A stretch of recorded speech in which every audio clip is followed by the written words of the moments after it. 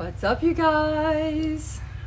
I'm getting on live to talk all about Swim Miami, so I thought it was appropriate that I wore my goggles in my bathing suit. So we're waiting for Jonathan from Swim Miami to join us. Let's wait. Hi. Hello. Say where you're from. What's up, Julia? You're playing hooky at work. There we go. Let's go. Add as moderator. Is that how I do it? Joined. I try to get him in here. I push the button. It says I added him. Let's see if it works. Here we go. And try again. Jonathan. Here we go.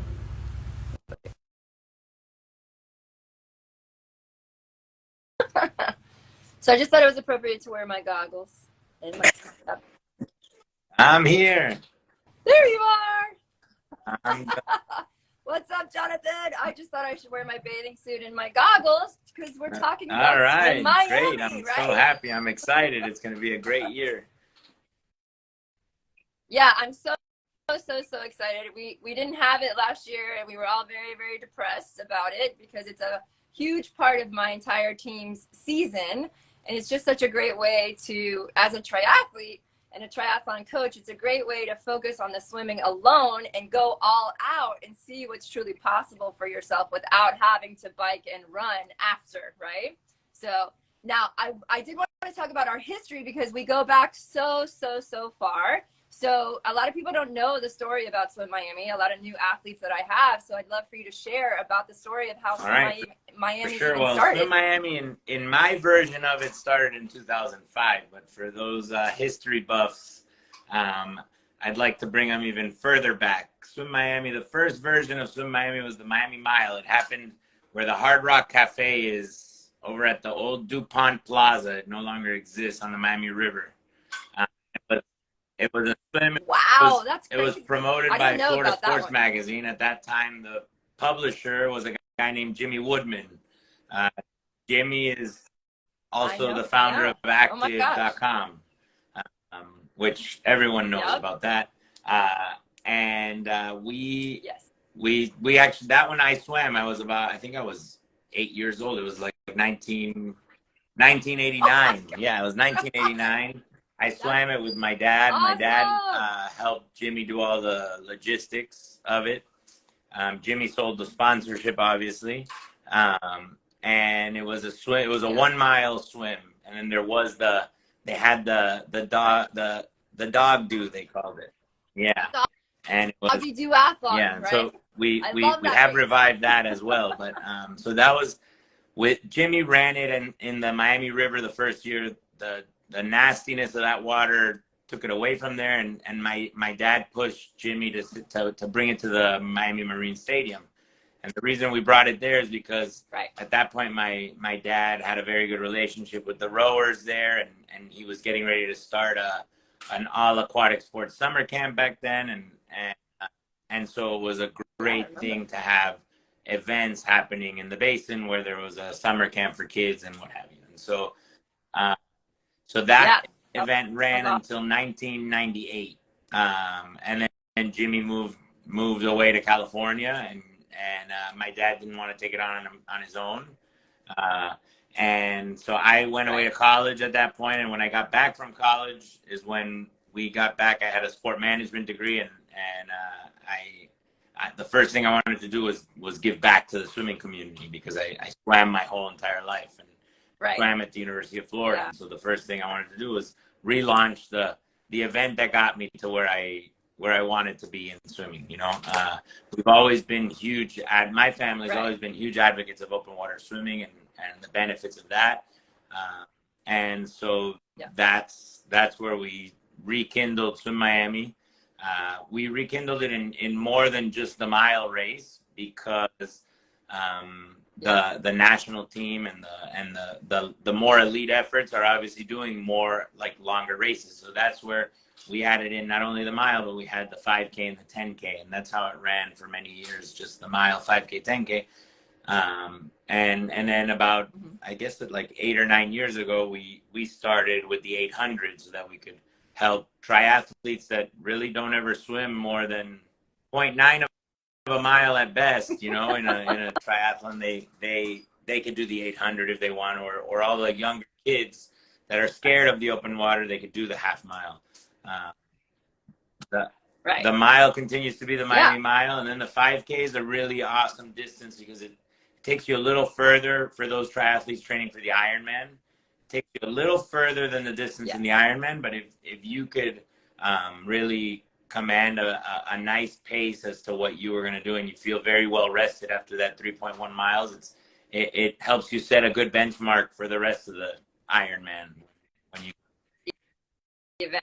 Yeah, very, very true. And then the 10K is the marathon of open water swimming. And that's a challenge. I mean, that's 6 loops, right, of the basin. Correct. And then the 5K is 3 loops, the marathon is difficult. The reason why it's called the marathon is because in relation, swimming to running, the relation is always 4 to 1.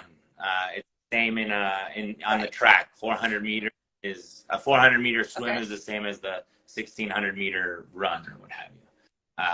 400 meter dash and running is the same as a 100 meter effort. It's the same time. Yeah. Right. The so time it's always a 4 to 1. Okay, I didn't know that. That's in cool. a 10K, you've got it's 40K for a marathon, so or 42K for a marathon if you're exact. So it is the exact effort that a swimmer will do in their run or what have you. And for the marathon, and I mean, the 10K is no joke. I mean, you definitely don't want to. If you're not ready right now to do the 10K, I do believe it's if you haven't been training for it, you may not make it. It's tough. It's tough. I've done the 5K and I've gone on, I do Alligator Lighthouse Swim every year and I've done the swim around Key West. But that 10K is very intimidating. I like to have a relay team to go any longer than 4 miles, So I have not bitten off that apple yet, but I do have an athlete racing the 10K, Christine, who you guys know very, very well. Christine Coppola is going to kick ass at the 10K, so I'm super excited about that. And then you forgot you are going to have the doggy. We coined it as the Canine Crawl World Championship because I noticed that I thought it would be funny to have it like that because there is no other dog duathlon that's existing around the world. Not that we could search on Google, and so may as well call it a world championship and see how many local dogs will come out and swim with their. I love it. I know there's, Bob Diener he's always the one that brings the winning dog. I don't know if he has a new dog because he's been around forever. If his new dog is going to come and compete, but Bob, if you're out there, I expect to see you. He already saw me at another race recently, and he said I won't miss him on the canine crawl. He'll be there. Yay! I knew it. I knew he's gonna be there. But it's fun. It's so fun because you think the dogs are gonna play with each other, but they actually all go for it. It's super exciting. But anyway, so I'm super duper excited, and I wanted to go back about how I found you guys because I started to connect with you, I guess, when you were at the rowing club and you had the swim program at the rowing club on Key Biscayne. And I, came to the sport not as a swimmer. So I came to the sport of triathlon not as a swimmer, but my ex-husband, who go even way more back with him too, from the. Yeah, you go back with him until he was since he was 3 or 4, right? So Robert, your dad taught Lee how to swim. And then Lee taught me how to swim. He was my first swim coach. And then I came to work with you guys because I loved the methodology that Coach Robert teaches so much. And that's how I created my swim program, was based on Robert Strauss's program. And I worked with you guys over at the rowing club, at our master's program. I did the nighttime. Lee and I would take turns doing the nighttime master's programs, and you guys would do the AM. And, I was never faster than when I swam in that pool with that group. It was awesome. That was a huge program. There were a lot of triathletes that joined that. There were. I was so sad when that program fell apart. And we would do our open water swims in the basin. And I remember Robert being like, oh, yeah, it's no problem. You see the alligator over there? He doesn't come bother us. He knows to stay over there. And I actually, I remember coaching a class in the open water on a paddleboard and I saw the alligator, and we continued to swim. Nobody got out. It was crazy. But anyway, so I'm super excited to be working again with Robert, and I wanted to tell everybody about my Swim Essentials program that is specifically designed to help you get ready for Swim Miami. We do have some time. We have about 2 months to get there. And, you know, April 16th, it's never too late to get your swim improved upon, right? So my event for Swim Miami is called Swim Essentials, and there's actually 3 parts to it. There's an online part. I'll be doing online education every week from next week until Swim Miami that anyone can log into as a part of the program, where I'm going to be showing videos and kind of, you know, the basics of how to swim. And then we have 2 in-person opportunities for workshops. So one is on March 25th, and it's 6 hours at the Miami-Dade College down in Kendall. And we're not swimming 6 hours, so don't worry if someone heard that. We're not swimming straight for 6 hours, but it's a workshop. We're going to be going over swim mobility and flexibility. We're going to be going over swim strength, because you need some kind of strength, especially core strength, hip strength for kicks, and your shoulder, upper body. You know, you need some strength to be able to be a good swimmer. And then we're going to dive into the stroke mechanics and the basics of swimming. So we're going to start with breathing, balance, kicking. That's going to be the first half. And then the second half is going to be stroke mechanics and timing and putting it all together. And we're going to be having video analysis. And then we're going to be able to review that video analysis the week after that live during the week. And then we go in the open water on April 1st, the next Saturday. So that's March 25th is the first Saturday. That's in the pool. And then April 1st is the next Saturday, and we'll be on Key Biscayne for 3 hours. And, you know, you as a swimmer, I'd love to get your feedback. You can't be a great open water swimmer without being a good pool swimmer. I think you need the pool because it helps. It helps you get the distances that you need, because the open water is not always the most accessible. There are also the days when the easterly winds come in, and man of war days where you don't want to get into that ocean. It is rite of passage to the ocean if you ever get stung by one. So you may want to one time in your life get stung. Just be very careful. Hopefully you don't have an allergic reaction, which I know can be very, very scary. But yeah, you are a different animal if you can do the open water. You're a little tougher than in the pool, I like to say. You don't have walls to help you, but swimming in the pool helps you align yourself. It helps you swim in a straight line. It helps you all things. So at the end of the day, repetition is key when it comes to open water. So the more you can repeat, the more you'll be able to resist. Yeah, exactly. And we have some other training opportunities that are included. So your dad swims pretty much almost every day of the week. What's the location where you guys swim open water? Kicking. He swims faster than he did in the last 10 years right now. He really what? We meet on Miami Beach, on North Beach, by the North Beach Bandshell on 73rd Street. You just walk out to the beach right at sunrise, so just pay attention to the calendar of when those sun's going up. So at sunrise they meet. I go several times, but they're meeting right now Mondays, Wednesdays, Fridays, and Saturday mornings. Okay, cool. And that's a great opportunity to start getting comfortable in the open water. A lot of times people are so afraid, and I do have a tactic to help you with if you have fear in the water. I do emotional freedom technique with many of my swimmers who have fear about sharks, jellyfish, even just like that panic that you can feel sometimes when you jump in too soon. That happens all the time. So I have ways to handle all of that stuff in the training that I'm providing.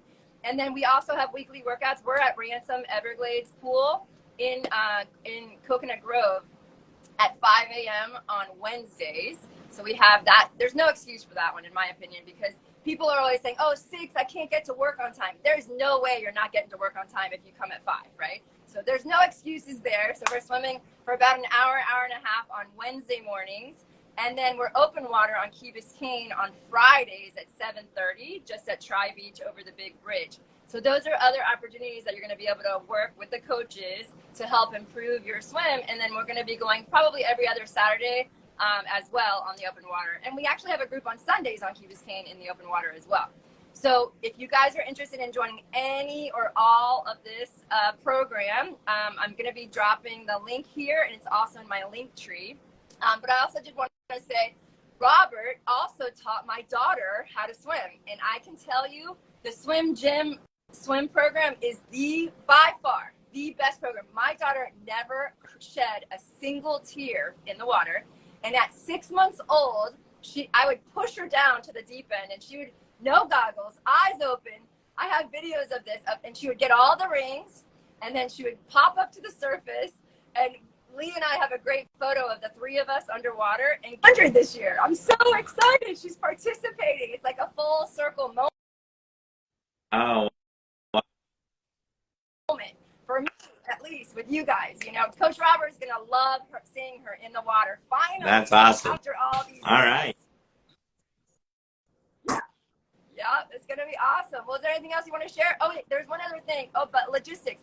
Because some people maybe aren't confident in the open water. You do have categories, right? You have categories of the event. Like you can wear fins, or you can wear a snorkel. We don't shy away from people that want to wear fins. They can select that on the registration. We allow, if you are a major weekend warrior and you want to sign up for more than one race, you can do the 800 and one of the other ones, because we wait till the 800 done.